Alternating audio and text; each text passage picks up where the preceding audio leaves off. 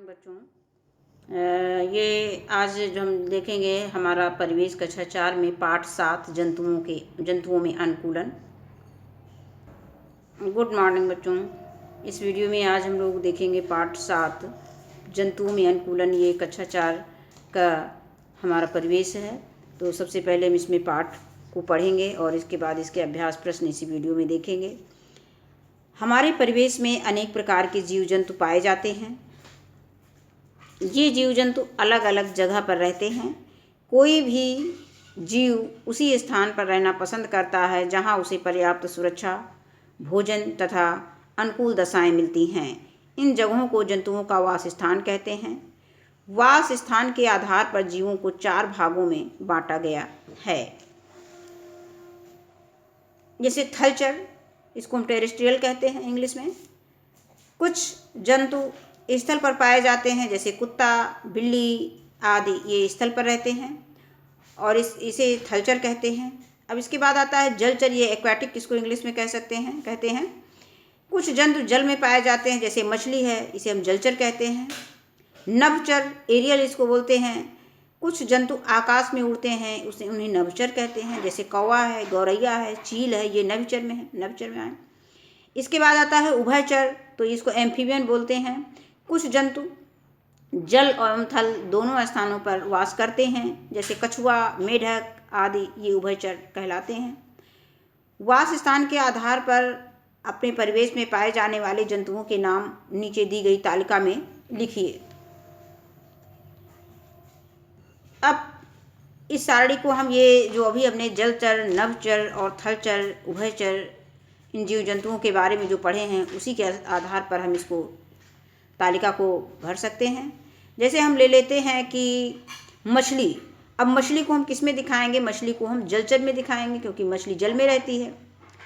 इसके बाद आता है, हम ले लेते हैं किसी पक्षी को, जैसे कौवा या चील या गौरैया, तो इसको, ये आकाश में उड़ते हैं, तो इसको हम नभचर बोल सकते हैं, तो इसमें हम नभचर में टिक कर देंगे। और जैसे मेढक हमने ले लिया, मेढक को हम उभयचर में टिक कर देंगे। और हम लोग कहने का मतलब, इसमें कुछ हम जीव जंतुओं के नाम ले लेंगे और उनसे संबंधित वास स्थान के आधार पर उसमें हम उस कॉलम में टिक लगा देंगे।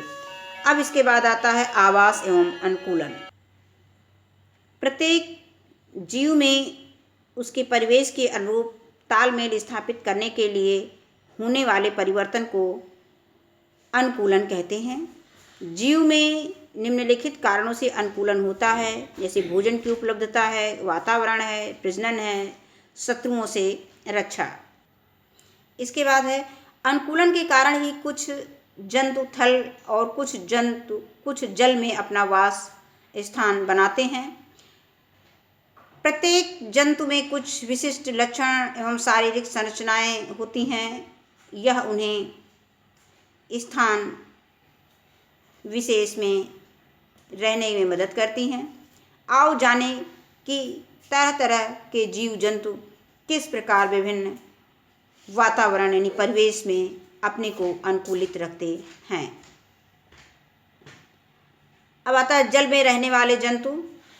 तो जल में रहने वाले जंतु जलीय जंतु कहलाते हैं, जैसे मछली है, ऑक्टोपस है। किसी तालाब में तैरती हुई मछली को ध्यान से देखो, यह कैसी दिखाई पड़ती है, आइए देखें और समझें। अब ये चित्र मछली का बना हुआ है। मछली के अंगों के नाम, यानी आँख है, ये मुख है, ये गलफड़े हैं, ये पंख है, और जहाँ पर ये दिया गया है ये पूंछ है। अब इसमें मछली का शरीर नाव के आकार का है। इसके दोनों सिरे नुकीले और बीच वाला भाग चौड़ा है। इस तरह की आकृति को धारा रेखित कहते हैं। धारा रेखित शरीर तैरने में सहायक होता है। मछली के शरीर पर पंख हैं। इन पंखों की सहायता से यह तैरती हैं। मछली की पूंछ और पंख पतवार की तरह काम करती है। मछली में सांस लेने हेतु गलफड़े के स्थान पर फेफड़ों के स्थान पर गलफड़े यानी गिल्स हैं। गलफड़े, पंख तथा धारा रेखी शरीर मछली को जल में रहने के अनुकूल बनाते हैं। इसके बाद आता है कि मछली बार बार अपना मुंह खोलती और बंद करती है, क्यों? मछली के मुंह से जल प्रवेश करता है और गलफड़ों से बाहर निकल जाता है। जल में घुली हुई ऑक्सीजन को गलफड़े सोख लेते हैं। इस तरह मछली श्वसन करती है। यदि मछली को पानी से बाहर निकाल दिया जाए तो वह जीवित नहीं रह पाएगी। अब इसके बाद आगे इसी में पढ़ेंगे। इसी तरह मेढक तथा बतख के पैरों को देखें। उनके पैरों की उंगलियों के बीच झिल्ली या पादजाल है। यह जाल इन्हें जल में तैरने में पतवार की तरह सहायता करता है। अब स्थल में रहने वाले जंतु। जमीन पर रहने वाले जंतु स्थलीय जंतु कहलाते हैं। स्थलीय वास स्थान में कई विविधताएं हैं, जैसे घास के मैदान, घने जंगल वाले क्षेत्र, मरुस्थलीय क्षेत्र एवं पर्वतीय क्षेत्र आदि। आइए जानें कि विभिन्न स्थलीय क्षेत्रों में रहने वाले जंतु किस प्रकार अनुकूलित होते हैं। मैदानी भाग में रहने वाले जंतु। क्या आपने कभी सोचा है कि यदि घास के मैदान समाप्त हो जाएं तो शेर पर इसका क्या असर पड़ेगा? शेर वन में अथवा घास स्थल में रहता है। यह एक शक्तिशाली जंतु है जो हिरन जैसे जानवरों का शिकार करता है। शेर का मटमैला रंग उसे घास के मैदान में छिपने में मदद करता है। चेहरे के सामने की आँखें उसे वन में दूर तक शिकार खोजने में सहायता करती हैं। शेर के अगले पैर के नख लंबे तथा नुकीले होते हैं। इससे उसे अपना शिकार पकड़ने में मदद मिलती है। हिरन भी मैदानी क्षेत्र में रहने वाला जंतु है। पौधे के कठोर तनों को चबाने के लिए उसके मजबूत दांत होते हैं। उसके लंबे कान तथा सिर के बगल में स्थित आँखें उसे खतरों की जानकारी देती हैं। उसकी तेज गति उसे शिकारी से दूर भगाने में मदद करती हैं। मरुस्थल में रहने वाले जंतु। ऊंट को रेगिस्तान का जहाज कहा जाता है। जानते हैं क्यों? अब ये ऊंट के पैरों की संरचना दिखाई गई है। फिर इसके बाद गाय के पैरों, घोड़े के पैर, सबके पैरों की संरचना इसमें चित्र में दिखाया गया है। चर्चा करिए। ऊपर कुछ जंतु एवं उनके पैरों के चित्र दिए हैं, ध्यान से देखिए तथा उनकी तुलना ऊंट के पैरों से करिए। आप क्या अंतर देखते हैं? ऊंट के कुबड़ में भोजन चर्बी वसा के रूप में संचित रहता है। भोजन न मिलने पर ऊंट इसी कुबड़ में संचित वसा का उपयोग करता है। ऊंट रेगिस्तान में कई दिनों तक बिना पानी के भी जीवित रह सकता है। यह अपने आमाशय में स्थित विशेष थैलियों में पानी संचित कर लेता है। रेगिस्तान में ऊंट सामान पहुंचाने तथा यातायात के साधन के रूप में बहुत उपयोगी होता है। ऊंट के पैर लंबे और गद्दीदार होते हैं। इनके पैरों के ये लक्षण उसे मरुस्थल की रेतीली भूमि पर मीलों चलने तथा दौड़ने में सहायता करते हैं। इसलिए इसे रेगिस्तान का जहाज कहा जाता है। अब इसके बाद है इसी भी जाने। अनेक प्रकार के सर्प, मकड़ियाँ, चूहे, कीट व छिपकली आदि पत्थरों के नीचे या छोटे और दरारों में रहते हैं। छोटे बिलों, यहाँ पे मिसप्रिंट है, मतलब छपा नहीं है, बिलों और दरारों में रहते हैं।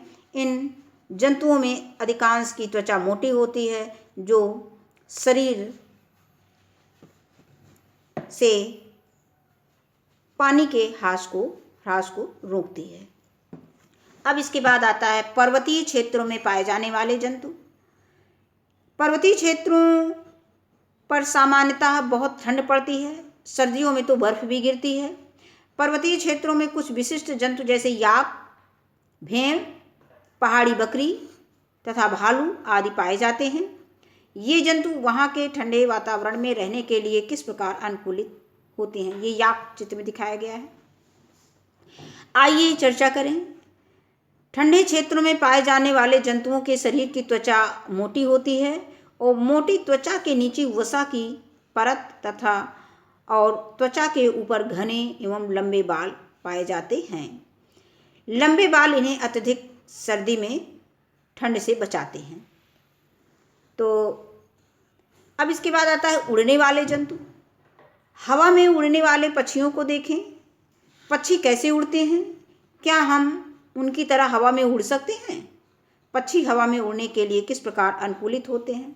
अब देखिए, पक्षी दिया गया, पक्षी के पंख होते हैं, पूंछ होती है। अब इसकी संरचना कैसे होती है जो उड़ने में सहायक होती है? वो मनुष्य क्यों नहीं उड़ सकते हैं? तो दोनों की संरचना में अंतर है। इसके बाद आता है चर्चा करिए। अब हम देखेंगे कि पक्षी क्यों उड़ते हैं, क्या उसकी मतलब उसकी शरीर की संरचना कैसे है। प्रत्येक पक्षी के शरीर में एक जोड़ी पंख होते हैं जो उन्हें उड़ने में सहायता करते हैं। इनकी पूंछ उन्हें उड़ते समय दिशा बदलने तथा नीचे उतरने में सहायता करती है। पक्षियों की छाती की मांसपेशियां बहुत मजबूत होती हैं जो इनके पंखों को ऊपर नीचे गति करने में सहायता करती हैं। इनकी हड्डियां हल्की तथा खोखली होती हैं। शरीर की आकृति धारारेखित होती है। इस प्रकार की शारीरिक संरचना पक्षियों के उड़ने में सहायक होती हैं। अब इसके बाद आता है घोंसलों में पक्षियों की पहचान।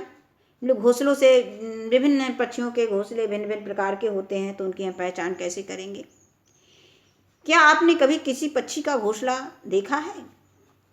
पक्षी अंडे देने तथा उसकी सुरक्षा के लिए घोंसला बनाते हैं। आमतौर पर पक्षी अपना घोंसला पेड़ की शाखाओं पर छोटी छोटी टहनियों, घास फूस, बाल, रुई, कपड़े के रेशे आदि की मदद से बनाते हैं। कुछ पक्षी अपना घोंसला गड्ढे, झाड़ियों, पेड़ की कोटर, चट्टानों के बीच या हमारे घरों में बनाते हैं।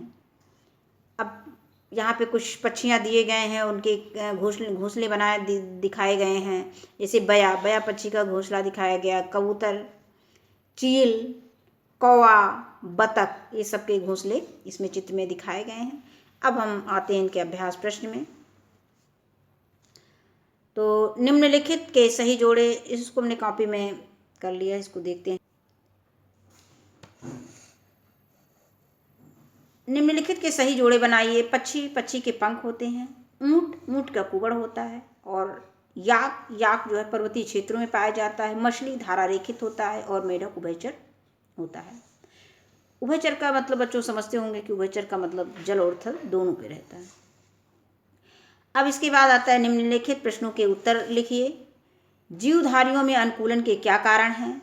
तो जीवधारियों में अनुकूलन के निम्नलिखित कारण हैं, जैसे भोजन की उपलब्धता। नंबर 1 भोजन की उपलब्धता, नंबर 2 वातावरण, नंबर 3 प्रजनन और नंबर 4 शत्रुओं से रक्षा। अगला प्रश्न है कि जल में रहने वाले 3 जंतुओं के नाम लिखिए।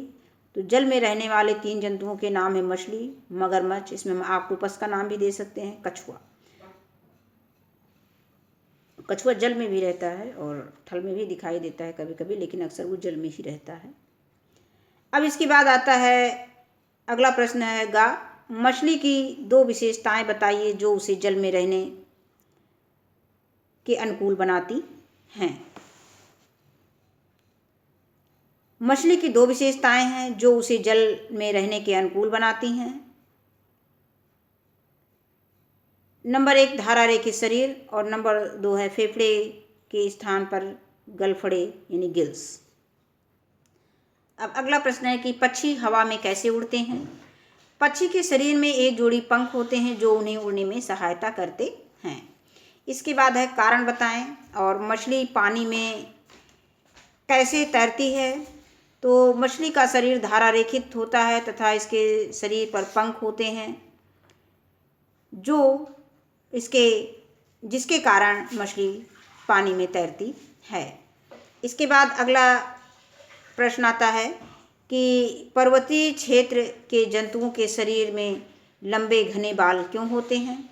इसका उत्तर है कि अभी हमने पढ़ा था कि पर्वतीय क्षेत्रों में सामान्यतः बहुत ठंड पड़ती है, अतः वातावरण के साथ अनुकूलन बनाए रखने के लिए इन जंतुओं के शरीर के ऊपर घने व लंबे बाल पाए जाते हैं जो इन जंतुओं को ठंड से बचाते हैं। तो बच्चों, इस वीडियो में इतना ही। देखने के लिए धन्यवाद।